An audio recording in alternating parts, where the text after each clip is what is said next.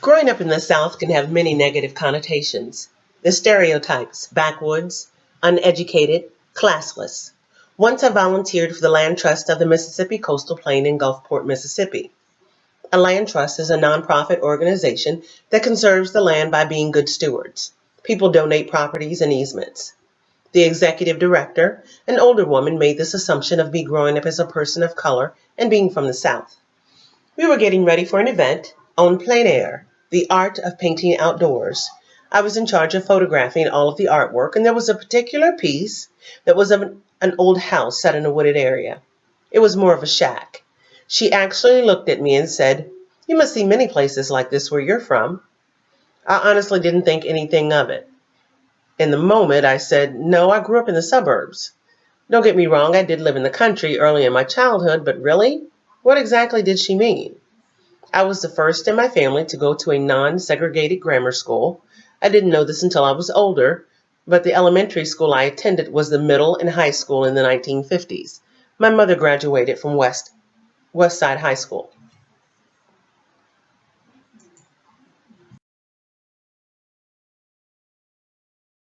Everything is preserved in history. Stories passed down from family members, various news outlets, movies, and other media. It's the story of our lives.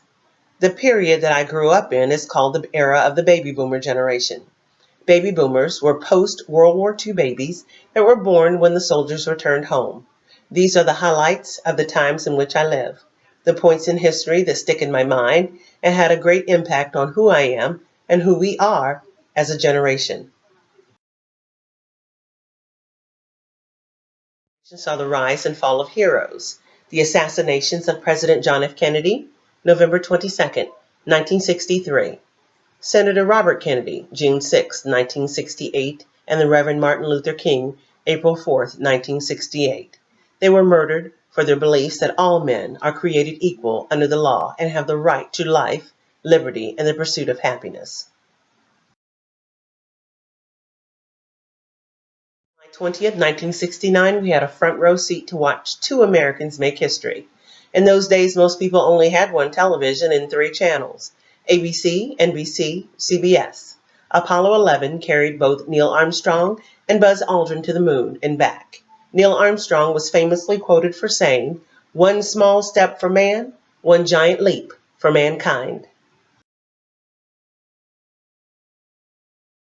The Vietnam War began in 1955, and by the time I was born, they were still drafting the young people in the United States in the 1960s. Young men were drafted to fight in the war. Many never knew the reason they were fighting, so they fought to stay alive, and they fought for the man that fought next to him. The average age of a soldier in the Vietnam War was 19 years old, barely old enough to drive, but sent off to fight someone you never had an argument with, and willing to die for something you really didn't understand. The British are coming. The British are coming. The Beatles appeared on the Ed Sullivan Show February 9th, 1964. There had never been anything like them. Hysterical teenage girls vying for a glimpse of the mop-top musicians. Beatlemania, they called it. A new wave of music was sweeping across the United States, and it came from across the pond. The Beatles' music crossed barriers and continents. With their music came other changes. Changes in our appearance, in the way we saw the world in which we lived, and the willingness to speak out for what we believed. It was the counterculture. Culture was against the establishment. We began to question our government. Maybe we didn't want to believe everything our politicians told us. Timothy Leary, a psychologist and a professor at Harvard University, encouraged us to turn on, tune in, and drop out. He challenged us to think for ourselves and to question authority. Once again, people from all walks of life marched. Women marched for equal rights under the law. Minorities marched for equal rights, fair housing, and fair pay. Young people marched against the war in Vietnam. The streets were always filled with marches.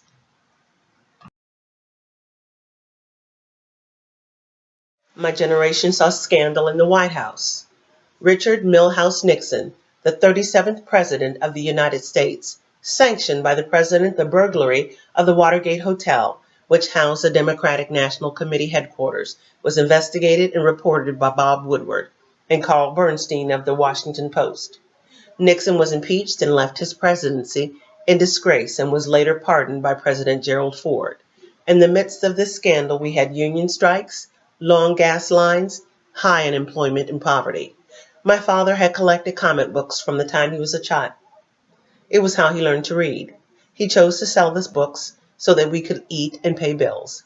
These were hard times. But in the midst of everything that was going on in our country, people still found ways to relax and unwind. Disco was born. There was roller boogie, dancing on roller skates to loud music and flashing lights, loud fashion, loud music, loud fun. Burn, baby, burn. Even during hard times, music brought people together. If you had a table and were fortunate enough to have food to put on that table and a family around it, you could find a silver lining in any circumstance.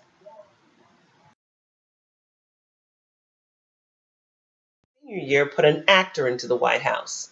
It was my first time voting. My mother was surprised when the guy from Bedtime for Bonzo became the 40th President of the United States of America. Ronald and Nancy Reagan brought common sense and elegance to the White House.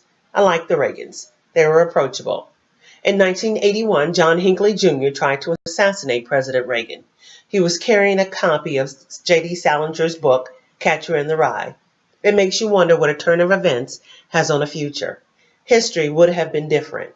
Because he survived, President Reagan would later go on to make an impassioned speech in 1987 to President Gorbachev of the Soviet Union to end the Cold War and tear down the walls between East and West Berlin. The wall will come down in 1989. When I look back at the 80s, I had so much fun. We had great music. There was another British invasion. Music television had just begun. 24 hours of music videos. I couldn't sleep. Cable TV gave us more choices for our viewing pleasure.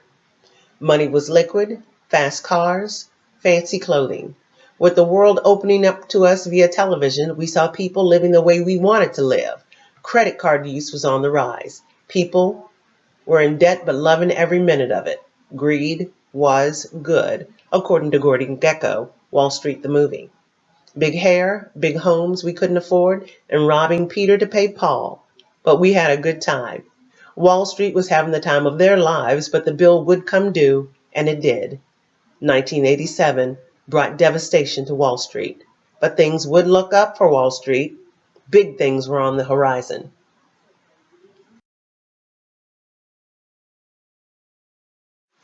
New inventions that would tie us together or drive us apart. Computers, video recorders, Prozac. The list goes on and on. The inventions of the 1980s brought many of us closer together, and some, like video games, created solitude and worlds of fantasy. We still have our first Game Boy.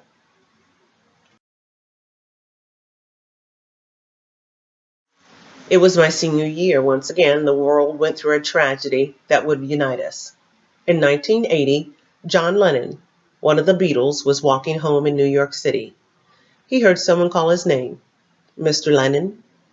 Mark David Chapman snuffed out another of our heartlights. When the police arrested him, he too was reading J.D. Salinger's Catcher in the Rye. When they announced it on the news, it was late at night. My mom and dad were watching television, and I heard my mom say, "Should we tell them?" My sister said from the darkness, "We already heard." We lost 7 heroes on the Challenger shuttle when it exploded after takeoff in 1986, killing all 7 on board. One a schoolteacher, Sharon Krista McCullough, who longed for a chance at spaceflight. An epidemic would run rampant across the whole world, taking our people of all walks of life. If we believed that those who had money were above the fray, AIDS, which stood for autoimmune deficiency syndrome, killed with no sense of who you were.